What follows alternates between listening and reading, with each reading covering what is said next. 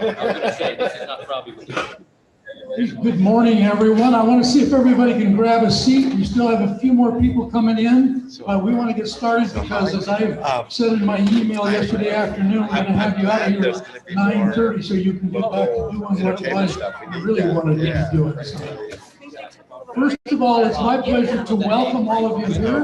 We can get everybody seated. That would be terrific. Conversations are more powerful than I am. And I am. I'm nice. So, here we go. Michael and Nick, if we can get you guys to grab a chair here. There's going to be a few more people who are going to be arriving a little bit late. But I just want to thank all of you for taking time out of your morning this morning to meet with the Economic Resource Council, talk about manufacturing in Nevada County. This is brought to you today by the ERC, the Economic Resource Council, and in cooperation with CMTC, the California Manufacturing Technology Consulting. So it's a great morning. We've got some great people to speak to us today, but I'm going to start off and talk a little bit about the Economic Resource Council. So if I can get Holly to press my button there, here we go. So we're going to talk about the who, what, why of the ERC real quickly this morning. So next, please.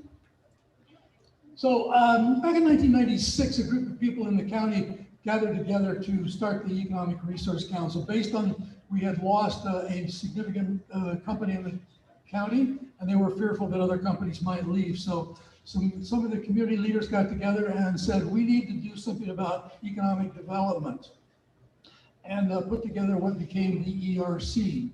So, Holly? So we're a membership-driven organization, and we're here to, we're committed to a thriving, attractive business environment in Nevada County. So if you have suggestions and ideas on how that might happen, we'd love to hear about that. We think we know, but we're not always on the ground, so we don't always know what it is that you feel would make a thriving business community. This is the ERC. These are the officers of the ERC. You probably know some of these people. Jason Foyer is our current chair right now with Stephanie Ortiz. Stephanie, raise your hand. Stephanie is the incoming chair for the Economic Resource Council.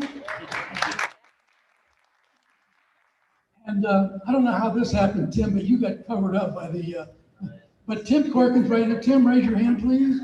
Tim Corkin's our treasurer. Also, I will say about Tim, Tim was the acting executive director for about 3 years. No compensation other than the fact that he got to do a lot of work. So that was the compensation we gave him. If you wanted more compensation, we just gave him more work. Lisa Swarthouse, the past chair, and of course, not a very good picture, but that's me. Go ahead. As you can see, this is our board of directors, and there are a lot of names on here you will recognize in the community. So we have a very vigorous board. One of the things we talk about at the ERC as part of our strength is the dynamics of our board. And as you can see, we have representation from the hospital, we have representation from the superintendent of schools from Nevada County, City of Grass Valley, City of Nevada City. So we really have the width and breadth of the community here. ERC work is done in a committee format, which is something kind of new at the ERC. Doesn't matter to any of you people, I don't suppose, but we now have 4 standing committees that do work. The outreach committee is probably the group that you're going to probably see in the community. The ERC is the resource for the community's business. We have the great table here, but we need to hear and we need to see on the ground what the community needs. And then we'll go and see how we can serve those particular needs. We work on an ecosystem. You can see all the players in the ecosystem that we partner with. It's a great advantage to us to have this ecosystem because we can, any kind of a problem that you can come up with, we can find somebody in our ecosystem who has a solution set for that. So some of our partnerships, the Sierra Business Council is here this morning. Thanks to Leslie, you'll be hearing from her in a little bit. Sierra Commons was going to be here this morning. You don't know where they are. Nortec, you probably don't know what Nortec is, but it's the 11 Northern California counties that associate by a powers agreement to do workforce development in Northern California. And workforce has been one of the huge issues. So Nortec is an important player with us right now. Sierra College, Stephanie Ortiz is the executive dean of the Sierra campus. So we're privileged to have her. And of course, California Manufacturing Technology, we're gonna hear from Kristen here in a little bit. And the Alliance for Workforce Development, I talk about them every time. If I've been out to your company, you've probably heard me talk about the Workforce Alliance. And California Manufacturers and Technology Association. We've defined 14 sectors that we take a look at. And as we progress through the next 12 months, we're going to begin diving closer into those sectors. And we're going to bring partnerships together in those sectors. This is kind of a test case. So if you guys didn't know it, you're a test case. We want to see how the forum works. And if this works well, and we get some traction on this, we'll start doing forums in some of these other sectors. So right now, manufacturing is one that we have a keen interest in. So we're going to watch and see how this goes. So what we do a lot of things. We have an initiative of the ERC, which is called NC Tech Connection. And you see the building blocks on your table. That's the NC Tech Connection building block system. They were started by Shivati, Kirky Pearl back there. Shivati, wave your hand, Shivati. We have to thank her for that. And they convene a whole variety of things, workshops. Next week, we're going to have one coming out on, I believe it is on website development. We've done things on Python coding. We have an XR, VR meetup. We have a talent development committee that takes a look at how to solve the hard to fill positions.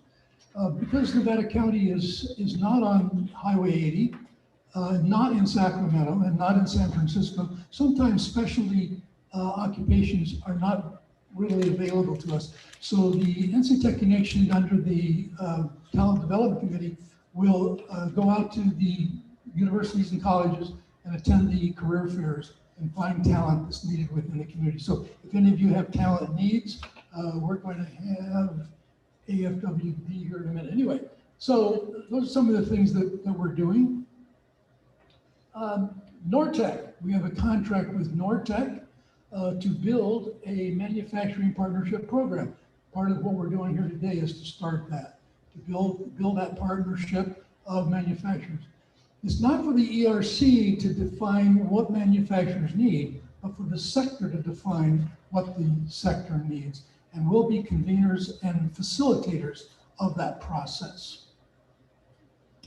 And then CMTC is here today. Where are you? Oh, Kristen Wyatt here is going to talk to us a little bit later. I won't steal her thunder. And then CMTA, we also have some association with them. Some of the events, this is the event you're at today. Coming up on October the 25th is our big economic summit that we do. The ERC is one of its signature events. That's on a Monday. We'll be at the Center for the Arts. We're bringing in Christopher Thornburg again this year, an economist out of Beacon Economics, to talk about economics on the national level, the state level, and the local level. It's a power-packed day. And then in the spring of 2022, we're going to redo or start again what we call the Tour of Nevada County. So some of you, I may be coming to talk to you about how you can participate in that and what the Tour of Nevada County is. And I have subtitled that, The Economic Engine Behind the Manzanita Curtain. An awful lot of people don't realize what happens that they can't see within Nevada County. 10 years ago, we did this, and we had 100 people who toured 6 companies. And at the end of that tour, everybody's mouth was agape saying, I had no idea that was going on within our community. So we will be bringing that back in 2022. And now I'm going to get out of here, and I'm going to let Mr. James Watson, the President and CEO of California Manufacturing Technology Consulting, talk. And now we need to go to Zoom. Let me see if we can do it. Good morning. Morning. Can we get speakers? I get him on.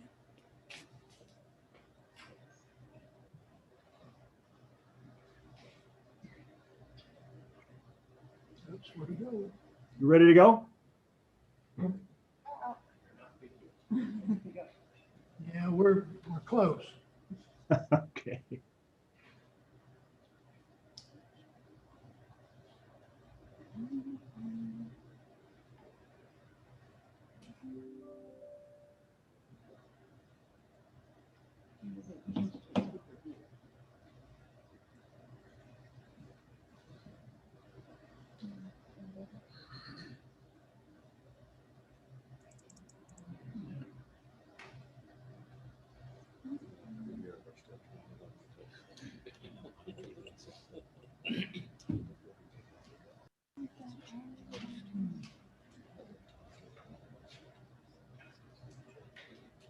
So beautiful.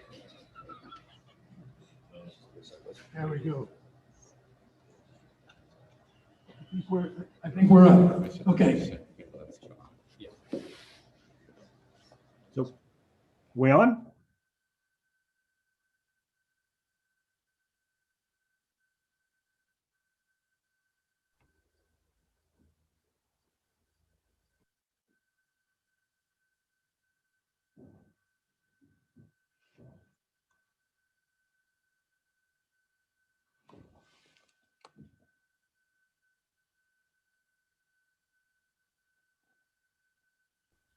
I believe we are good to go. Okay. Or am I going to use the PowerPoint or am I going to freelance it? You gonna, Want me to share my screen? yes. All right. Share your screen. Can you see it? Yes. Yes. Yes. Okay. Good morning, everybody. And Gil, thank you for inviting CMTC to the meeting today and allowing me to zoom in on your meeting.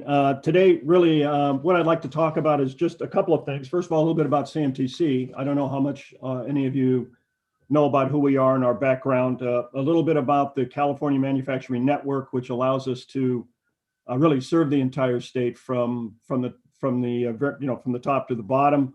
A little bit about a rural study. I think, Gil, you mentioned Beacon Economics. We commissioned Beacon Economics to do a rural study for us just right before the pandemic. And I've got a few some data points there that might be interesting. And then Christina's going to take the last couple of slides about what our services are and how our services relate to the issues and challenges that are facing the rural manufacturers. So quickly, who are we? We're the Manufacturing Extension Partnership here in California. We are tasked by the Department of Commerce and partially funded by the Department of Commerce to really focus on small and medium-sized manufacturers. We are a public-private partnership. So as a result, we've formed the California Manufacturing Network, of which we have 32 partners in that network that allows us to have coverage in all the counties throughout the state. And again, our focus is small and medium-sized manufacturers, whether it's CMTC or through our network that we've formed. Our value proposition is pretty simple. First of all, we are striving to be the go-to organization for manufacturing in the state. That's all we do. We don't really focus on any other industry except manufacturing. We've been doing it for over 25 years, and so we think we do understand the unique needs of manufacturers. We have a broad range of services. I always tell our staff, if whatever they want is what we have. So no matter what the needs of a manufacturer are, we'll find somebody who can actually take care of their needs. We do offer incentives because we need to make whatever the services we have affordable to small manufacturers. We understand that resources are tight. And so as a result, we bring incentives like employment training and state funding and federal funding in to try and help offset some of the project activities to try and promote manufacturers to take action. And then lastly, I don't know of any other program where every one of our projects are surveyed by a third party for impact and client satisfaction. And as a result, this is just to give you an idea that when we work with manufacturers that they do get results. This is the kind of the impact over the last 4 quarters. right in the middle of the pandemic. It doesn't matter to our funder whether there's a pandemic or not. They're going to take the survey and see what kind of work we're doing. And as you'll notice, we did have some fairly good results, even in spite of the pandemic and working with our manufacturers. The two items here that are most critical is one, the total sales. We're used to contributing over 4 quarters, over $1 billion in total sales. But as you can see, the pandemic took a real chunk out of selling. Even though manufacturers were considered essential and remained open during the pandemic, it had a dramatic impact. The consumer purchasing and buying power had a terrible impact on sales. And second, if you look at the jobs, the 9314, all those jobs are retained. There was very little job creation during the pandemic. In fact, we were doing everything we could to stem the bleeding on job loss. And so we were able to save about 9,000 jobs during the pandemic. So we feel pretty good about what we were able to do with the work we did with our manufacturers. Our partnership program is the only way we can serve this state. This is really a very large state. As you know, there's 36,000 manufacturers in the state. There's no way that we could have our staff every place throughout the 56 or 58 counties that we have. So as a result, we have partners. And so the partners allow us and give us the additional resources that we need to be able to have boots on the ground to make sure that manufacturers in Nevada County or manufacturers in LA County get the service that they need in order to take care of the challenges they're facing. This is a map of our network. I did circle the partners we have in Northern California. As you can see, there's 5 of them. Butte Community College. We've got the Economic Center at Chico, Nevada County Tech Connection Guild. Thank you. Nortec and Shasta Economic Development Corporation are all funded partners in our manufacturing network, and we fund them to carry on the mission of the Manufacturing Extension Partnership Program that we represent here in California. And as you can see throughout the state, this is a very, very large network of organizations and partnerships that we have that help us serve the manufacturing community. We try doing seamlessly throughout the state. Just quickly on California manufacturing, manufacturing is not dead in our state. They haven't all packed up and gone to Arizona or Texas or any place else. We have 36,000 manufacturers in the state. 70% of them are less than 20 employees. In Nevada County, you've got about 130 manufacturers and about 1,600 employees that work in manufacturing from the research we've done. The state also has the largest number of manufacturing employees in the nation, 1.2 million. We lost about 100,000 of those jobs during the pandemic, and recovery is slow. And that's simply because the largest problem right now facing manufacturing is workforce. Also, as you can see, the wages in manufacturing are much higher than in non-manufacturing. Besides being high-paying jobs, they are also job multipliers. Every manufacturing job creates 2.5 non-manufacturing jobs as well. So when we picked up the whole 5 years ago, we won a competition that we used to be only in Southern California, but then we won a competition to actually be the manufacturing extension partnership for the entire state. We needed to figure out exactly what was going on in the rural communities, and so we had Beacon Economics, and it was funded by the GoBiz office. It was funded by the SB TAPE program that they have, and we went out and tried to figure out, what was going on in rural manufacturing.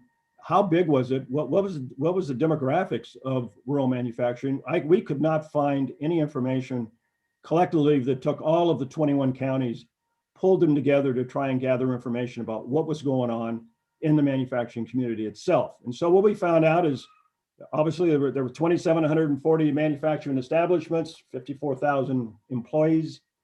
Average wage is $58,000. Just to put that in perspective, the average wage in urban manufacturing is about $85,000. And again, we took all 21 counties in the study to make sure we were comprehensive. What we found, and this is pre-pandemic, we did this in November, and it was released in November of 19. So what we were finding was very, very interesting in the rural manufacturing community pre-pandemic. First of all, it was doing really well. So manufacturing employment was increasing.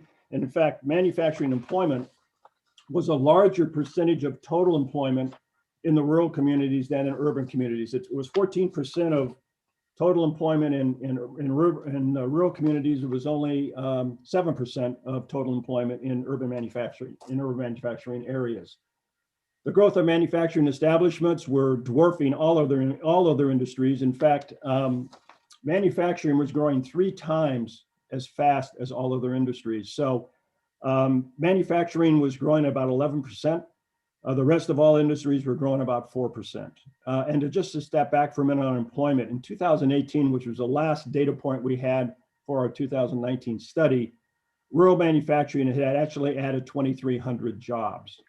When we looked at the subsectors of manufacturing in rural, food, and I think that's no surprise to anybody, is not only the #1 employer, it's the highest paying employer in rural manufacturing, followed by beverage and wood products. They are 66% of all the employment in rural manufacturing is in these 3 industries. Comparatively speaking, it's only 19% in urban manufacturing.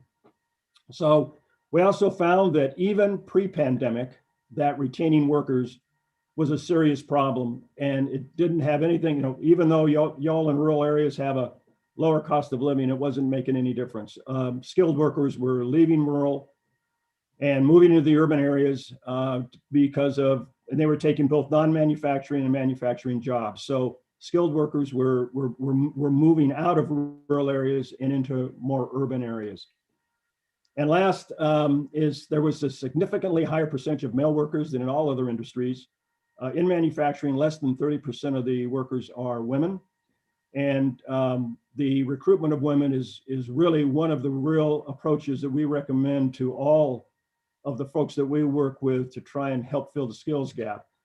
Many counties are taking this very seriously. Inland Empire has a women manufacturing initiative going on. They have an annual event in which they bring women together with manufacturers. They have a trade show. They have speakers trying to convince women that manufacturing is a great industry for them to become involved in. So one of the ways to solve our problem with workforce is to broaden the palette of who we look for in terms of workers. So what challenges are you going to confront moving as we move out of the pandemic and into whatever the new normal is going to be? Like I said earlier, the recovery of workers is slow. But the problem is in this difficulty in recruiting and retaining both skilled and unskilled labor, it is really about the skilled labor that is really a problem, because manufacturing is moving into the digital age. And the rural community, if they don't get skilled workers that understand what's going on in the digital world, the manufacturers are going to fall behind. And if you are keeping track with any of the kind of the digital technology that's going on right now, it's creating all kinds of efficiencies. And as a result, it's lowering cost. And for the urban community and urban manufacturing to stay competitive, they're going to have to get involved in all the digital and automation activities that are going on in the urban communities as we speak. The second problem that they're going to face is the challenge that's going to be faced by the urban manufacturers: access to technology. We found in our study that the urban manufacturer just does not have access as ready access to the technology providers than the manufacturers that are in urban communities. Also, access to working capital has been difficult. It's actually more difficult in the rural communities than it is in the urban communities. And while the state is doing a pretty good job with their COVID relief grants, those are for companies of less than $2.5 million. Last time I looked at it, about 500 manufacturers have received the grants. So they're trying to help, but still, the access to capital is a problem to recover and grow businesses as we move out of the pandemic. And then last, but certainly not least, is the capacity and resources to increase the productivity and growth of the manufacturing community. I came from a small manufacturer. I understand the resource constraints that a small manufacturer faces, and they just don't have the bandwidth to go out and we were always working in the business, not on the business. And so they need assistance and it'll enable them to work on the business and be able to look ahead and be able to just do the things in technology and workforce training that need to take place in order for them to be competitive. So what I'll do now is I'll turn it over to Christina, and she can talk a little bit about the assistance that we have to enable these small manufacturers to grow their businesses. So Christina, it's all yours.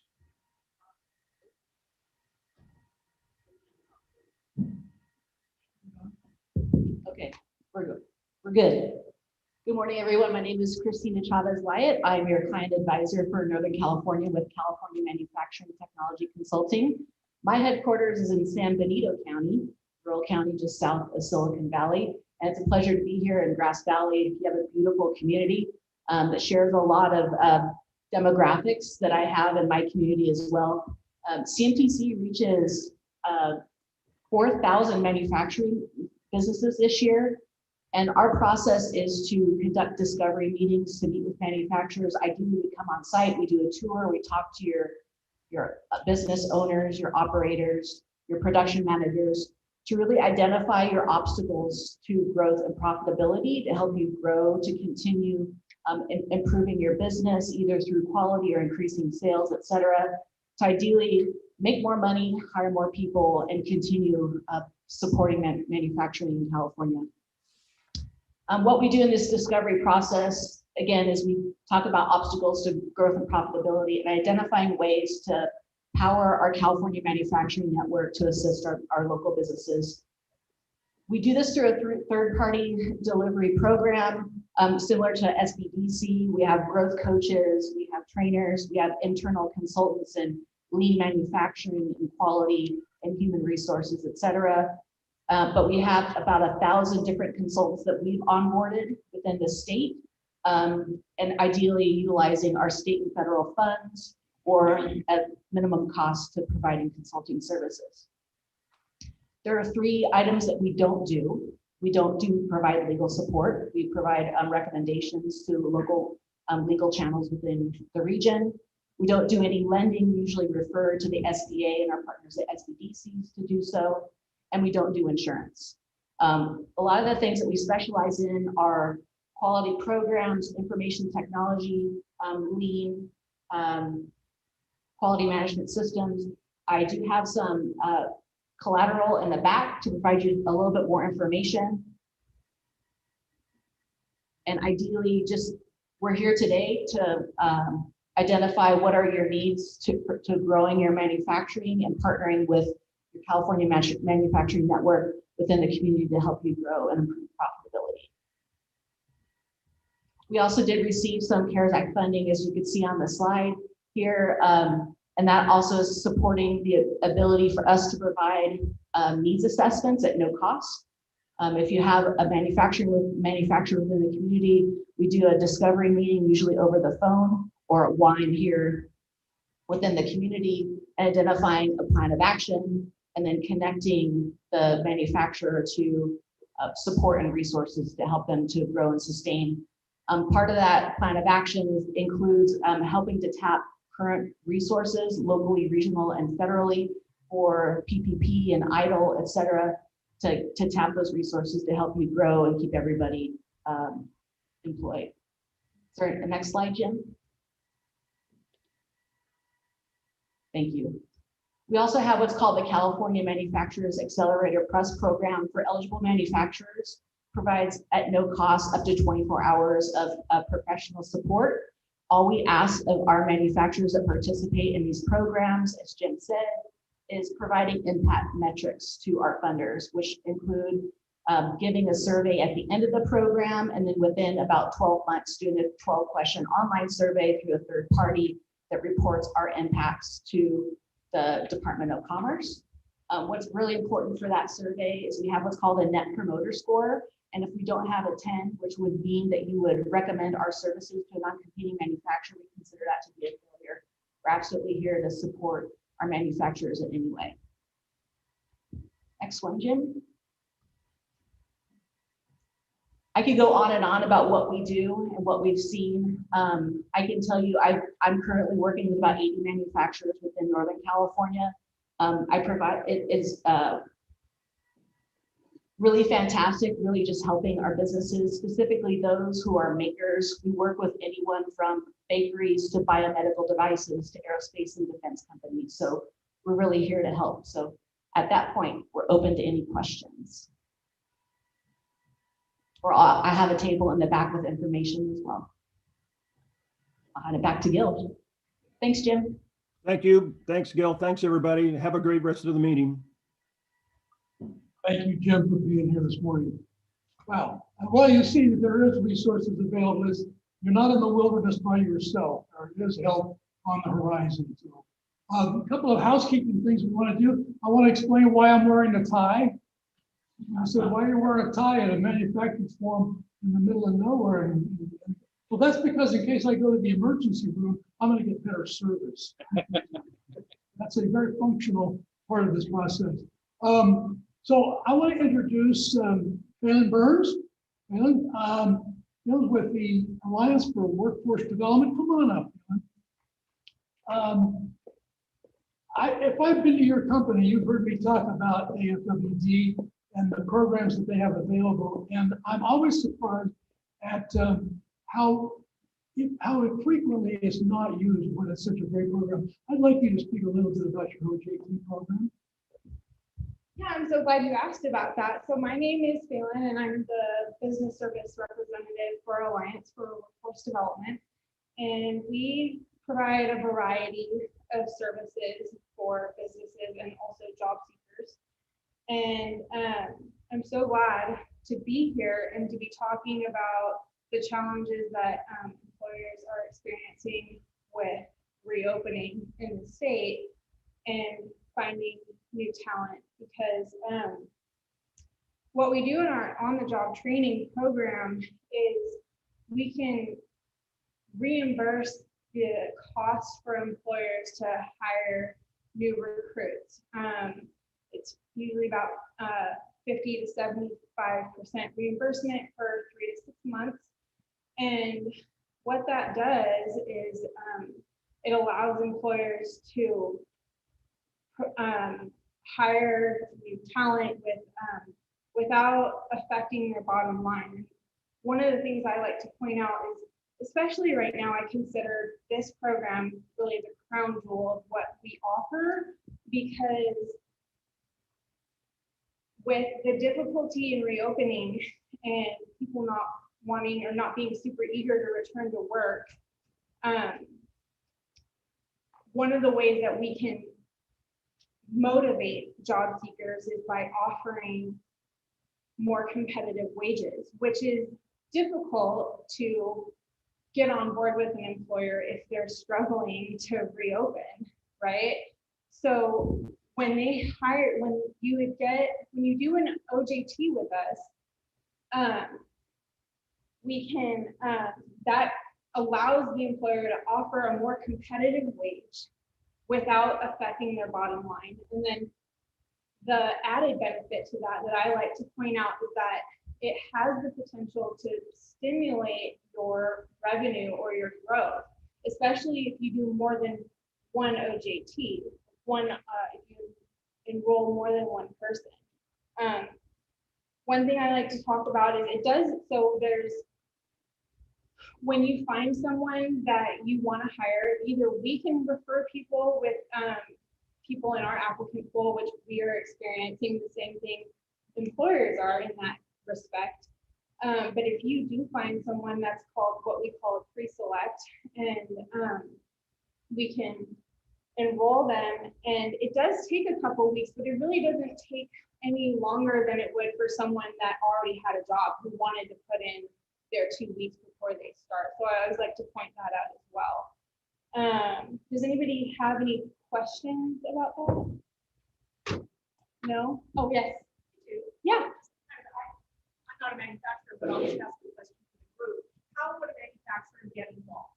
What is the next step? Let's say there's someone in this room who thinks, yeah, I'd like to hire an employee at a more competitive wage than what I can pay right now. Yeah, that's a great question. That's a great question. Thank you for asking that. So when an employer has an opportunity, we have a process where you can go to our website and post a job online. And then if you have someone that you'd already like to hire, you can call me, and we ask for a job description and that individual's resume. One of the things too that we talk about on the job training is, in order for that individual to qualify, they have to have some of the skills that you're looking for, but not all of them. So, and then what we would do is we would get that person started with a career center advisor. There's a few documents that we need signing, and that's why it takes a couple weeks. So that's how you do that. It starts with posting a job online with us. Unless, of course, you already have a pre-select, then you can send us a job description and that person's resume. You can do it that way as well. Hi.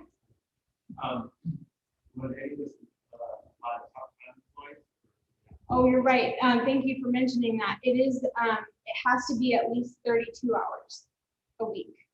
And another thing that we, when I mentioned competitive wages right now, so we base that off of labor market information, and we can also provide that as well. If you are having any questions about what is competitive wages for a specific position in that region, we can provide that to you by pointing you to the correct resources.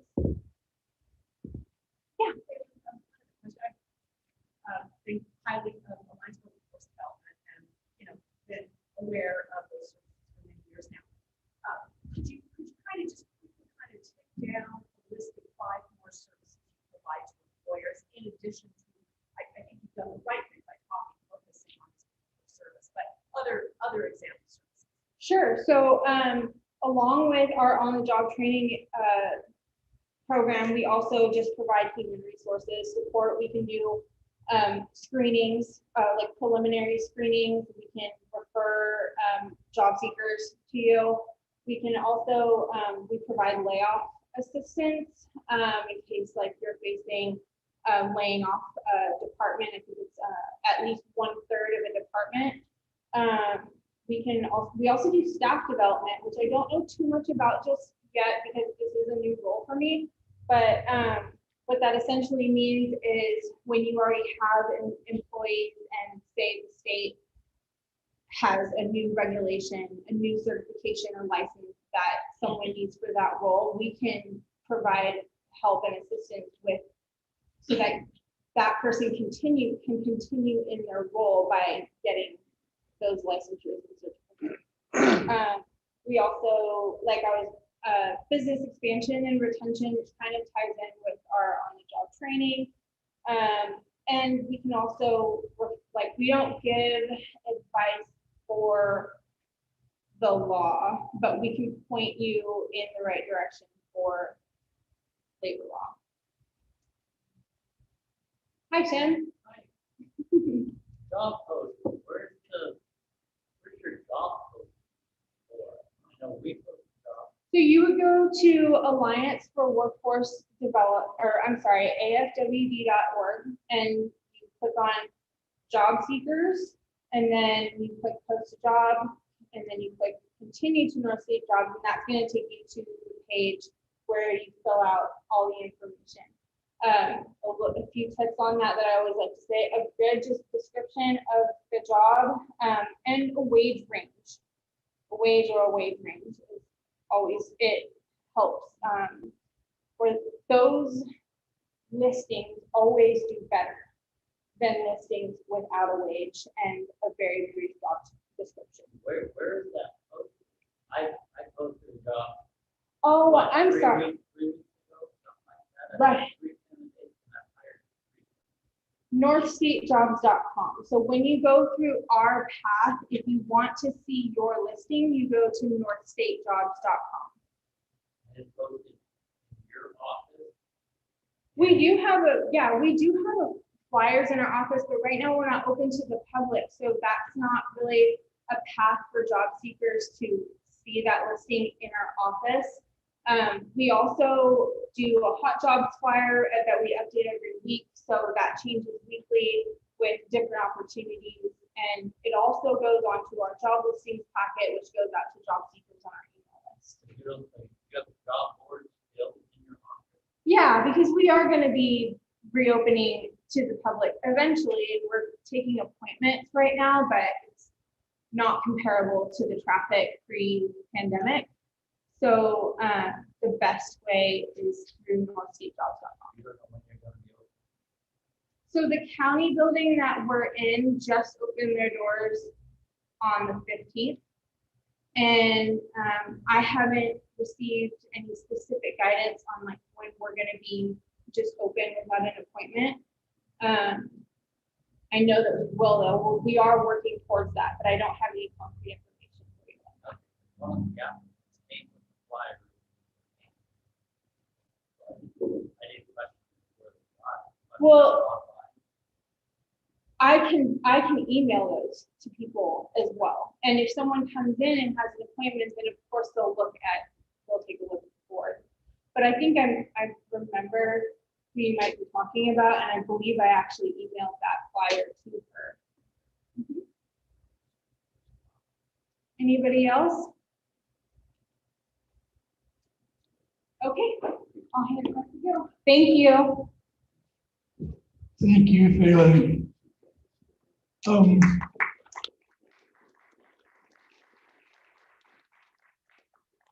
Just to give a perspective on a couple of things here, in 1983, I started a company here in Nevada County called Benchmark Thermal. Started in the garage, one guy with a great idea. I had that company for 26 years and sold it, 50 employees when I sold that company. So I understand what it's like to be a manufacturer. Well, I'm going to tell you this. I wish in those early days, I would have had the resources that you're hearing about today. It would have been infinitely easier for me back then.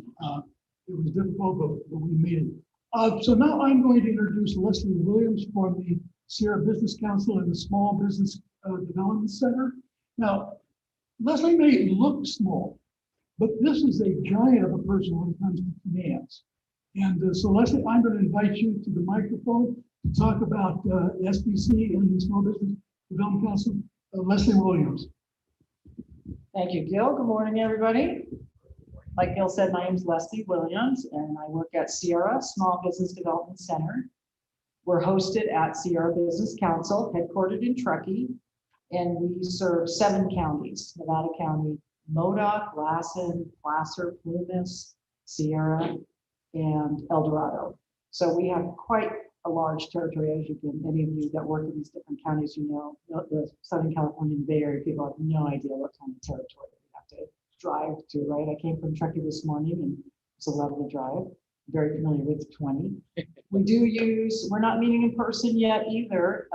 So our hybrid office is supposed to open mid-July, but I'm not sure when the face-to-face consultations will come back. But the SBDC networks have been around since the 70s. So I'm sorry you missed out on that, Bill. Congress said to the Small Business Administration, hey, man, there is nobody on the ground helping these small businesses. You need to fund an SBDC network. So the SBA uses federal taxpayer dollars, funds the SBDC network so we can provide no-cost consultations in all things small business related. I have a banking background, so I have some expertise in business planning, projections, buying a business, selling a business, succession planning, access to capital. We also have marketing and branding experts, QuickBooks Pro experts. We have access to all of our regional.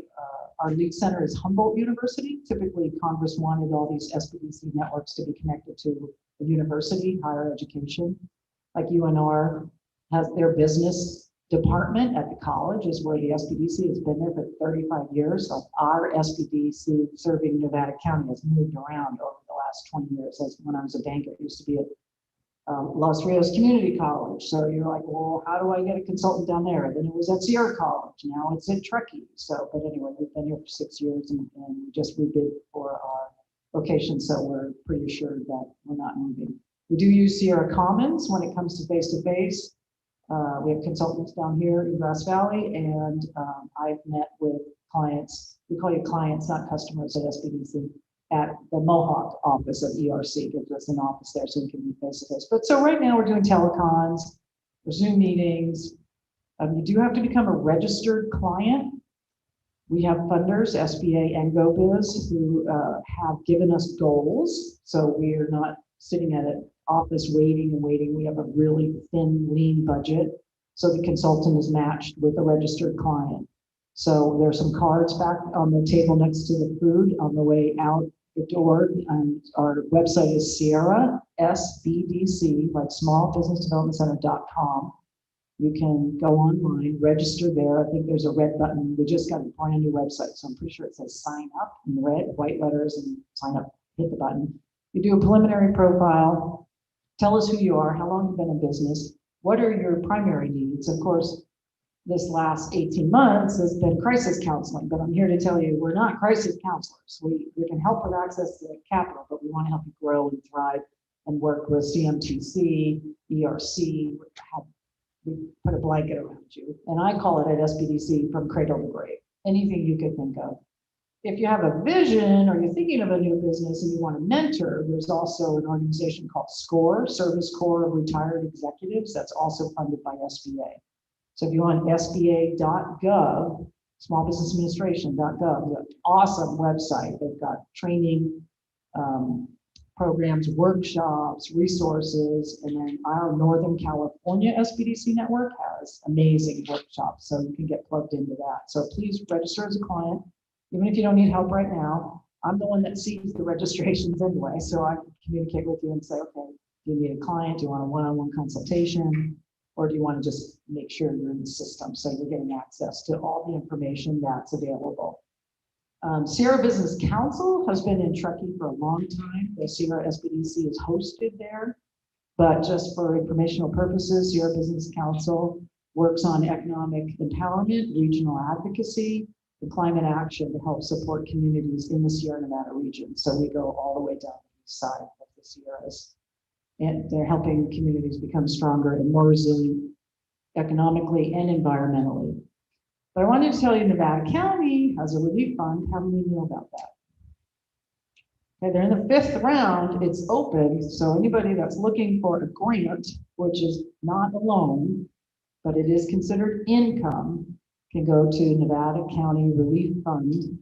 And I forget the actual, it might just be NVCOrelieffund.org, and apply for a grant.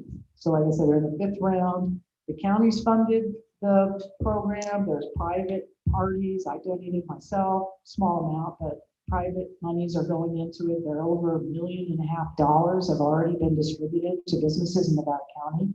So don't miss out on that opportunity. There's also an economic injury disaster loan from the Office of SBA Disaster Assistant, EIDL. Has anybody heard of the EIDL? The coronavirus created, when you have a disaster like the Katrina flood or the car fire, the Office of Disaster Assistance of SBA goes rushing out. They mobilize to that site and they help the disaster area center. They take applications and they help small businesses with losses, physical losses. Economic injury disaster loan is an economic loss. Everybody that lost revenues due to COVID or whatever the restrictions were, or whatever the challenges were as a small business. The entire country was declared a disaster March 17th or March 20th of 2020. So that EIDL application has been extended and it does not close until December 31st, 2021. My recommendation is apply for it. It's a loan, and you could go to sba.gov funding programs or economic injury disaster loan, and it might populate, so you can click on that and see if you're eligible. You don't ask for an amount. They're using methodologies when you input your revenues for 2019, I think they're still using, and your cost of goods sold, not your total expenses, but your costs. They know how to, the SBA knows how to calculate based on industry averages of what your expenses probably were, and they would try and make you an offer for an EIDL loan in an amount that's about 3 to 6 months worth of what they presume your expenses to be. So do that. You don't have to take the loan, but get to the point, don't miss out on it. Get to the point where at least they make you an offer, and then register with us, and you can call me, we can talk about it. It's a 30-year loan. It's the cheapest money that you'll ever see again in our lifetime. It's at 3.75% for profit companies and 2.75 for nonprofits. So don't sit on the sidelines, at least get an offer if you can. And let me know if you need help with that. I think that's all I have. Thank you.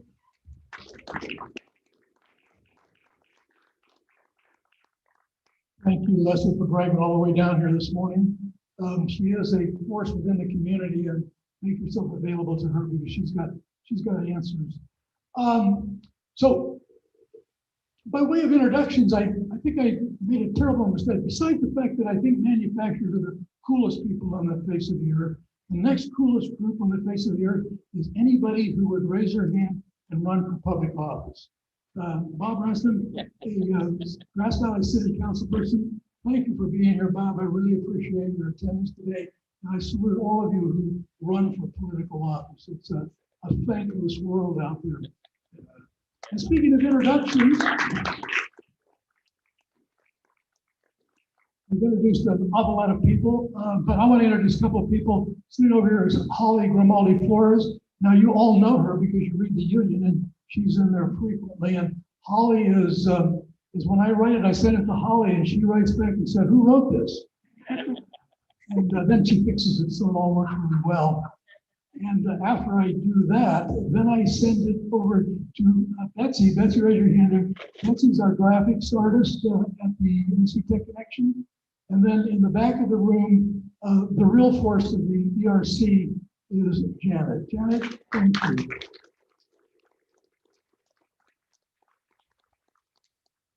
Now, President John Watson said something this morning that may have bounced off of you, but it certainly resonates with me whenever I hear it, and that is frequently we in business work in our business and not on our business.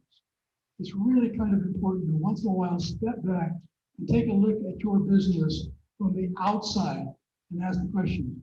If you've ever read the book, Jack, he was the president of General Electric and just a phenomenal businessman. He said one of the important things you can do is go away from your office and call your office and see how you sound.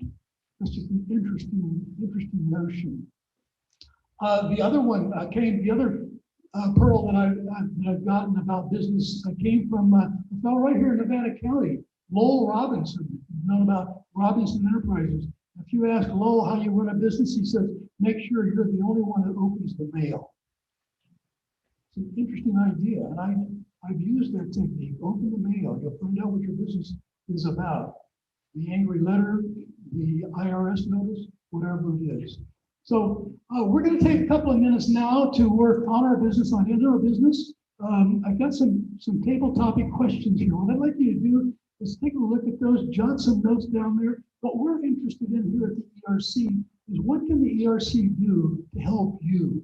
So you can go to a different table if you'd like. You can work at the table you're at. Give us a couple of minutes and some ideas on that. And then we're going to come back, hear a little bit about what you wrote down there. And then we're going to get you out of here on time. So I'll take a few minutes and take a look at those questions. Thank you.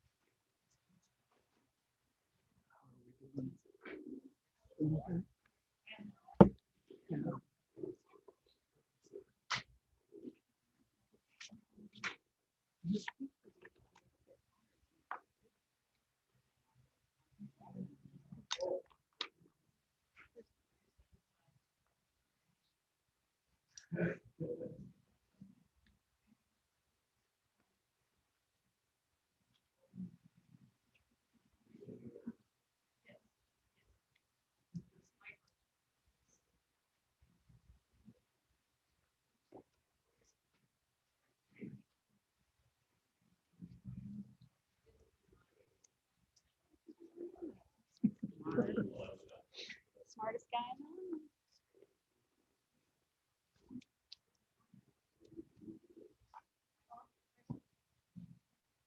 Oh, yeah.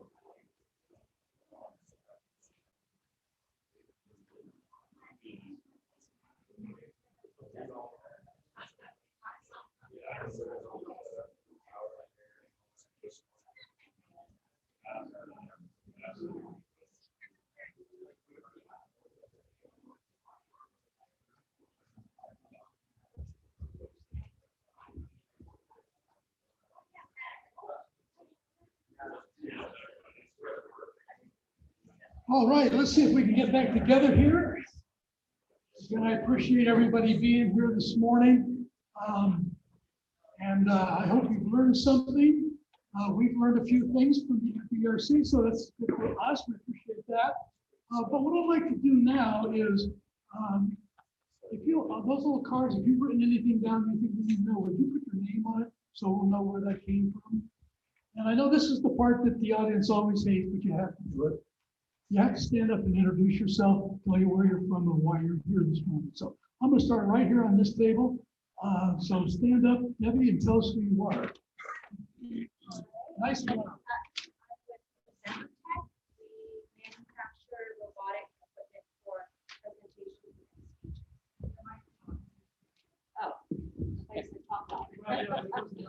Hi, I'm Debbie Sutton. I'm with Presenter Tech. We manufacture robotic presentation and speech equipment. And I want to know from each of you when you stand up there, what is the one thing you've learned or the one thing you want to learn from today? I've learned that there is many more resources available to our company than I thought. Daniel Ramey with Circo Innovations. What we do is we're a distributing company for PVC pipe fittings. I think what I learned was today is we have opportunity, kind of like what you said, we're growing right now. We're looking to do more manufacturing in California and local. So this is a great resource for us to make some contacts. I'm David with Circo, and same thing Daniel said, we're looking to start up more manufacturing here.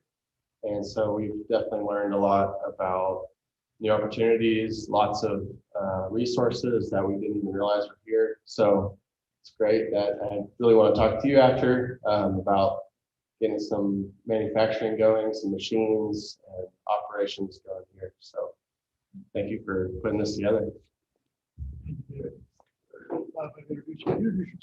Bob Renstrom, Grass Valley, retired guy, so no work stuff. Other than being on the city council, and the thing on this sheet that caught my attention was the checkbox for regulations. I have worked in the corporate world and also in government, so I've seen both sides of regulations. And I know that regulations are often always well intended. They don't always work as well as they're intended, and sometimes they just get outdated. So I'm always interested in hearing from business people about what's the impact of regulations on your businesses, and where does it need to change, and what level is it at? Sometimes it's local, sometimes it's county. Typically, it's state or federal, but I'm always interested in those things. So thank you. Hi, I'm John Siebert, and I have a business in town called Body Logic Physical Therapy, and that's not why I'm here. I'm here because I have an invention. It's a self-treatment device, something to help patients get out of pain. And so I invented this product, and it's called the Myo tool, and MYOTOOL. At any rate, it's manufactured down in Auburn at a manufacturing Pre-Plastics Incorporated. And they are my manufacturer. And I'm trying to get that business that I've had for 17 years now up and running better and better. And then with Sierra Commons, working with a business igniter class that I did this past spring, I was told by the gentleman, Robert Trent, who's the executive director, you need to talk to Gil Matthews. He knows manufacturing. He knows this very, very well. And I said, well, it's just funny. I'm looking out my window right now and I see him mowing his lawn. So I'll go talk to him right now. We're neighbors. And so that's why I'm here. And I'm learning a lot about manufacturing. This is fascinating. And, things that I'll have questions for my manufacturer. What I'm learning most is that Gil has done a great job of showing me what's available to me as a business, Myo tool, and getting some, free help in marketing and manufacturing. So this is fantastic. But I'm kind of a fish out of water. You guys know manufacturing, and I know bodies. Hi, I'm Dale Franklin, contract manufacturing. What I do is just specialized aerospace parts, general machine. I'm here for information. It's my responsibility as a business owner.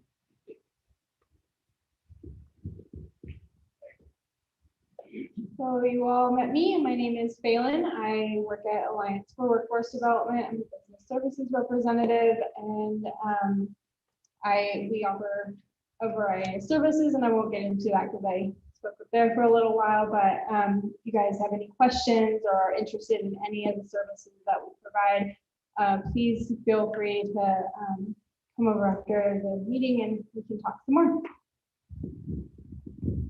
Hi, I'm Tim Corkin, Zap Manufacturing. We manufacture traffic control signs, stop signs, speed limit signs for cities and counties.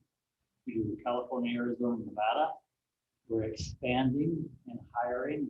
David's been a great help with that. So that's what we're doing. ERC, Nevada County Economic Resource Council. The R is for resources. And so the ERC has given us a lot of resources in business and manufacturing. Gil got me into Alcoholics Anonymous for my supervisors and myself.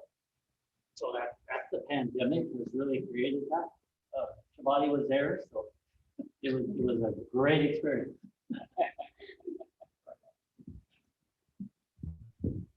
Hi, I'm Erica McMahon. We have contract manufacturing for vitamins and supplements.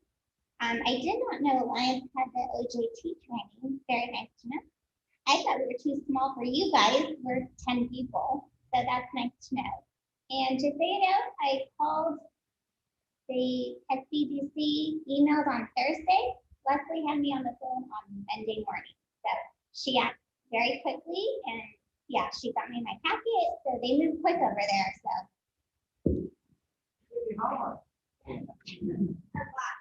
Hi, everyone. My name is Ryan Casano. I'm actually the CEO and founder of a local startup called Fanmu, not related to manufacturing. But I'm here today because I was curious. I'm getting more interested in what the ERC is doing. Gil's been a great resource for me over the last probably couple of months in really helping me navigate questions that people have as they start businesses, or just even the resources that we have at our disposal here in our own backyard. Because it's really easy to get kind of caught up in the internet and everything else that's out there. Looking in your own backyard goes a long way. So part of what I wanted to do is just kind of come out of the kind of the post-pandemic world and kind of see what everyone's doing, how things have changed a little bit, and just kind of learn, kind of reacquaint with my neighbors. So anyway, it's really nice to be here. Thank you very much. Hi, everyone. I'm Shabati Karki Pearl. I'm with Waste Management, but I'm also on the board of the Economic Resource Council. So feel free to connect with me if you need waste assessment done or training for your staff for better recycling. You may not know you do save money when you recycle better.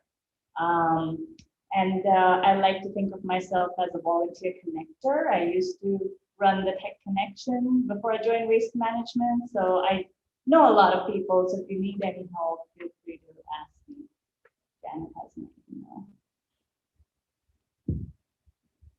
email. Hi, I'm Dan with Satellite Spirits. We make South Fork vodka as well as some specialty spirits and gins coming out soon. I'm excited to learn about this Sierra Small Business Development Center, because it sounds like you guys have some resources that we'll be excited to use. And huge thanks to the Alliance for Workforce Development. You guys have allowed our growth more than probably anyone else. Hi, my name is Tom Tanner, and I started a company about 4 years ago, actually with Debbie Sutton over there. She's one of our first employees. It started out as a company called Telestepper. We manufactured a robotic teleprompter, and we have the contract for the White House, Apple Computer, and things like that. That started us off. Then we met Gil, and so since then we've developed 5 more products for robotic speaking, and our company changed our name into Presenter Tech. And so now the ERC has helped us quite a bit with marketing. I did not realize that they had a graphics design department, so I'm going to be tapping into that for sure. But they have been a big help to us. And so I wanted to say thank you very much.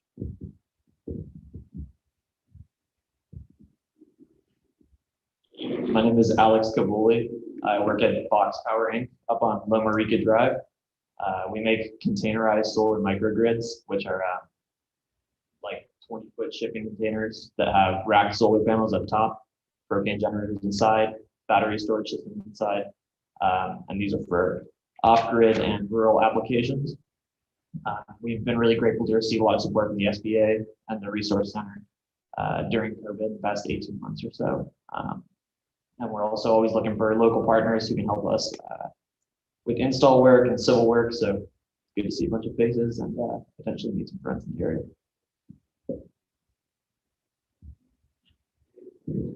Even though I was introduced, I'm Betsy Leacan, and I'm a graphic designer and working with ERC and other clients in the area. And I also teach at Sierra College.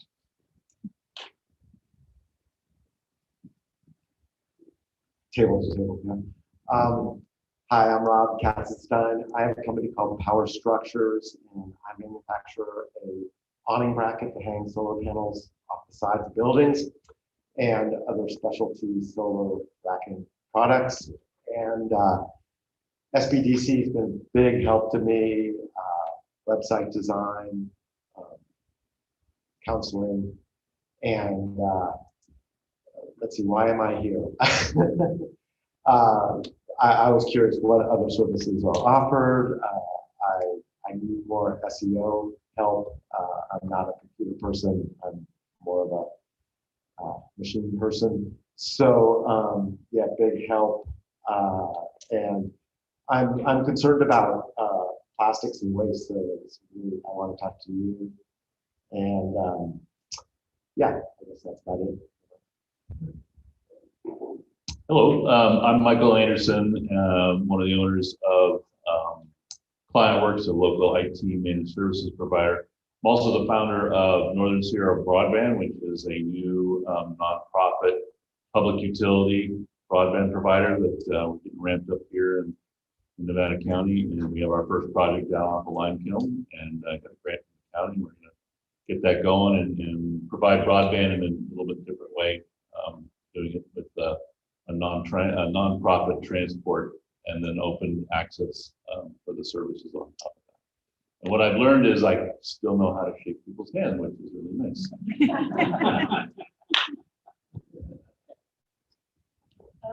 My name is Stacey Newell, and I'm with AJA Video, here to support ERC and what's going on and network and see if we really can do the face-to-face thing again. It's been great to see you. Thanks to all of you. I could make comments about every person in the room. AJA has been a huge support for us. And it was great to see so many faces that I've worked with over the last year or so. So thanks for being here this morning. We're going to get you out on time a little bit early so you can get back to creating some wealth for the county. The great thing about manufacturing, and sometimes you manufacturers don't think about it, is you export services and products and import wealth. And when that wealth gets imported, it then can circulate within our county. So it's not like me selling you an insurance policy and you selling an insurance policy. You're selling an insurance policy to somebody in San Diego and the wealth's coming in.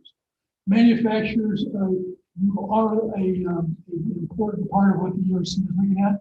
So on your way out, a couple of things. You saw these building blocks. Please take them. Because if you don't, I have to. And then, of course, you want to know what this is, right? Okay, well, Holly. So after you've got your business and it's just moving along, you take the Frisbee outside with your team and you can play Frisbee. Okay? So on your way out, there's a bag with masks and hand sanitizer in it. And if there's any food left, please grab whatever food you'd like. We'll be staying here, as will Christina be staying here. And I think Leslie will be here for a little bit longer. You can answer questions, set up appointments, or anything you would like to do. But again, thank you all for taking time out of your morning to spend it with the Economic Resource Council for having. Have a good day.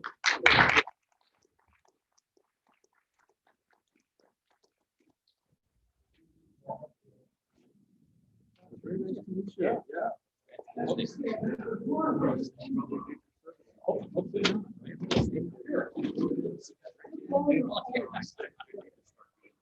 Yeah. You'll leave these here on the table? Yeah, please. Yeah. Yeah. Thank you. Perfect. Thank you. Nice to have you here, John. Yeah, it's great. It's great. Fish out of water.